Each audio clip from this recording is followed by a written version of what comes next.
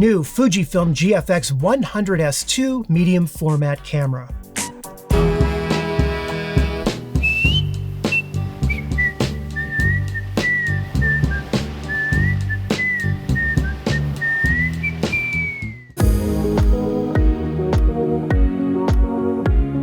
Hi everyone and welcome to Pal to Tech. Today we're talking about the brand new Fujifilm GFX 100S2. It's the direct sequel to the GFX 100S and the 7th in the ongoing evolution of the GFX lineup. Because this is more of a first look video and it's not an in-depth review, I'm going to mostly focus on the upgraded and updated features from the GFX 100S. Before we go any further, I do have a disclaimer. Fujifilm North America did loan me this camera with the brand new GF 500mm telephoto lens. And Fujifilm did not sponsor this video, and they had absolutely no input over the content. Everything you're about to see in today's video is based off of a pre-production model.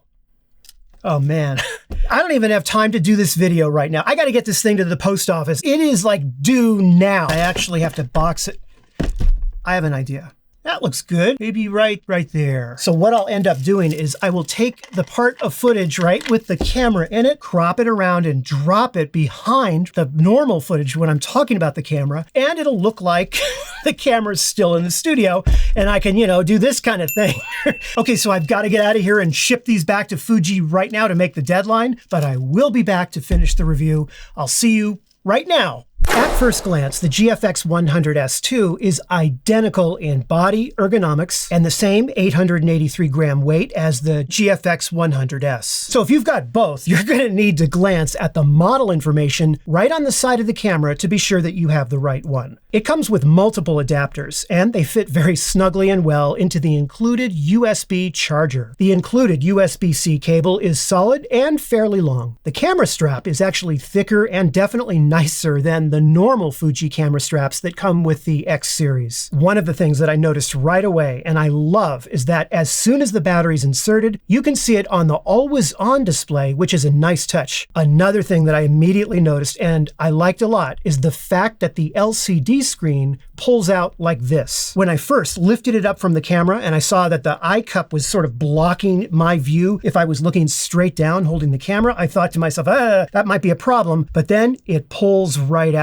No problem there. The weather-resistant magnesium alloy body feels solid, incredibly well built, and has the same Bishamontex pattern coating on the body as the GFX 100S. Frankly, the differences in this model are pretty much all under the hood. The newly developed 102 megapixel CMOS 2 sensor now utilizes the X Processor 5, and this gives you an image size up to a resolution of 11,648 by 8,736 pixels, and that is a lot of resolution if you're coming from any Fujifilm X APS-C camera. With this new model, because of the upgraded processor speed, the GFX 100S2 can now shoot up to 7 frames per second in continuous shooting mode. It now provides a lower native base ISO of 80 with up to 16-bit HQ RAW output. Because of the now included AI 5th generation processor, you get the new autofocus features such as subject detection, high-speed motion tracking, and improved face-eye auto detect. This includes the new wide tracking with continuous autofocus feature during video shooting, and it's capable of recording up to 4K 30p 422 10-bit internally to an SD card. The camera also added pixel shift multi-shot, which can combine up to 16 RAW files, which will output an image up to 400 million pixels. I really wanted to demo this for you for this video, and I am a little frustrated because when I went to test this, it would not recognize the RAW files from the camera. My guess is that it simply hasn't been updated yet, so hopefully by the time you see this video,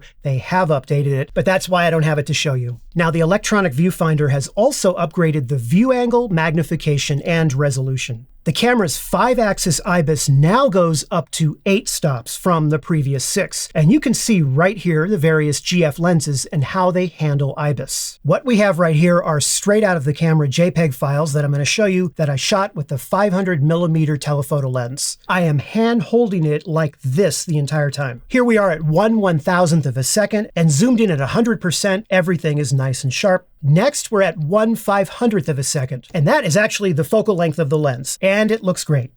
And here we are at 1/125th of a second. And this is impressive because the lens is a fixed 500mm focal length. Here we are at 1/60th of a second, and it still looks great.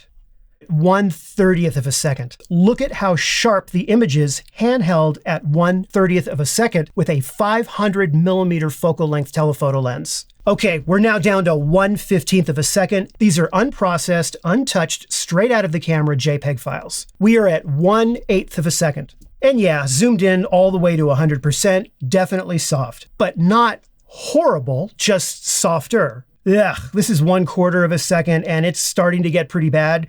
Half a second, now it's pretty much not gonna work. Forget about it. But if you go back to 1/8th of a second, which is handheld, mind you, you can still get very impressive quality, at least with that lens that I used. It takes a single NPW35 rechargeable lithium-ion battery. According to Fujifilm, this will give you about 530 shots per charge, or about 80 minutes or so of 4K 30p record time. On the front, you've obviously got your GF mount and a custom button right here with a command dial in the upper left. On the back, on the upper left side, you've got your drive button and delete button, your eye cup with the electronic viewfinder, and you've also got your diopter switch, which I can tell you works with really crappy eyes, so no problem there. To the right of the viewfinder is your focus mode dial. You've got your AF on, and then another command dial. Below that is a joystick, auto exposure lock, your standard menu OK button, a DISP back button, and your playback button. And hiding up right here in the far right is a Q button. Many of these obviously are customizable. Top of the camera on the left gives you your movie still switch, PASM dial. You've got your flash hot shoe mount, which comes with that little plastic cover everybody loses. And of course, your very handy top display, which can be changed from dark to light mode. And it can be customized to however you want to have it for both still and video shooting. And just to the right here, you've got two custom buttons. In front of that is your on-off switch and another custom button. You also have a view mode button right here. On the left side of the camera, you've got two doors. Both doors are flexible, and inside the top compartment are two ports, one for your mic and one for your headphones. The bottom compartment contains your USB-C charging and data connection port, a micro HDMI port, and a flash sync terminal. On the right side of the camera, you have a larger solid door that covers two SD card slots. And just above it, covered by a small flexible door, is the remote release port. Overall, the camera felt great in my hands. Even connecting a 500mm prime telephoto lens to it, the camera felt fine with that lens attached. It didn't feel top heavy. This thing is built like a tank. And I do love that Bishamontex pattern coating on the body. I want to have that coating everywhere. I want my studio wall coated with it, my desk, all that stuff. I got spoiled in the weekend, that I had the camera. All 20 film simulations are included with the camera, including the new Reala Ace. And the image quality on this camera is next level. Just look at the detail you can get when you crop in on an image taken with a 102 megapixel sensor like on this camera. I am standing pretty far back right here, and you can see a little kind of figure off in the distance. If I zoom into 100%, okay, it's a guy on a boat. Zooming in, zooming in, zooming in. Here I have zoomed in 800%. You can count the number of fishing poles on the boat. It's so funny to see an airplane like this and to be able to zoom all the way in and actually see the pilot, right? Of course, with a larger sensor comes larger file sizes, and here's what you're looking at. First, the straight out of camera JPEGs. And there's 3 of them, and they range from normal all the way up to superfine. Normal averages about 8 megabytes. Superfine, which is about 35 to 40 megabytes. But with RAW files, an uncompressed 14-bit RAW file, you're looking at about 207 to 210 megs per file. But if you drop that down to lossless compressed, which pretty much is identical image quality, it goes down to 90 megabytes, less than over half the size. And if you want compressed RAWs, you can go all the way down to about 61 megs per RAW file. I was extremely surprised by how good the autofocus was on this camera, particularly with face-eye detection. Shot after shot, I just nailed focus. How you set the camera up down to every setting in the menu really can affect autofocus. Putting the camera in subject detection, an airplane, it nailed it and followed the airplane everywhere it went. Same thing with bird. And of course, I put the camera through the most difficult test a camera could possibly be put through, and that that is of a Shetland sheepdog running. But there were some missteps for sure. One thing that I did notice was that the camera seemed to have better autofocus performance when the focus mode was set to S and not C. Next, I want to show you the camera's performance in low light with high ISO. And this is ISO 2500. And I'll zoom into 100%. Here we are at ISO 3200. Zoomed in at 100, I'm not seeing any noise whatsoever. Here's ISO 4000, pretty much the same thing. Flipping over to ISO 5000. And if I squint, I can start to see a tiny bit of noise in the background. This is ISO 6400 right now. And here's a comparison between 6400 and 2500.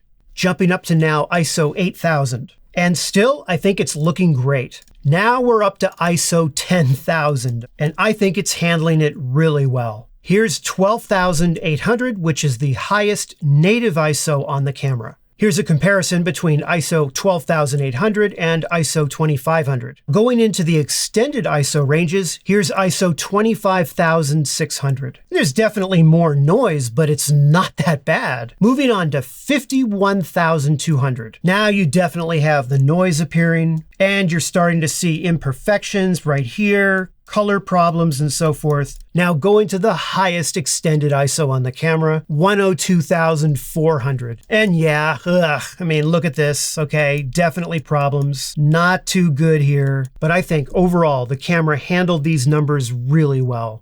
Now for video shooting, the GFX 100S2 now offers 4K 30p 422 10-bit recording internally to the SD card. Additionally, you can output 12-bit 4K 16:9 Apple ProRes footage to a connected external SSD, and that is something I love. As in previous models, both F-Log and hybrid log gamma settings are available so that you can have more advanced color grading opportunity in post-production. F-Log 2 has now been included, and this does allow for much greater dynamic range, which now gives you up to 13 stops in video. Video shooting takes full advantage of the built-in IBIS unit. It also has digital stabilization and IS mode boost as well, just like the previous model. In trying out the camera's new auto tracking feature for video autofocus, I found that it worked fairly well. As always with video, if you're going to track a subject on any camera, you have to tell the camera what subject you want to track. And overall, I think it does a very good job with this, and I keep having to pinch myself and reminding myself that this is a medium format camera. So overall, the build quality, image resolution, autofocus, ergonomics, sensor size, and overall quality make the price for this camera, I think, a very good value. Honestly, on a camera like this, I would have preferred a normal HDMI port. I strongly dislike micro HDMI ports. For a camera like the GFX 100S2, having that micro HDMI,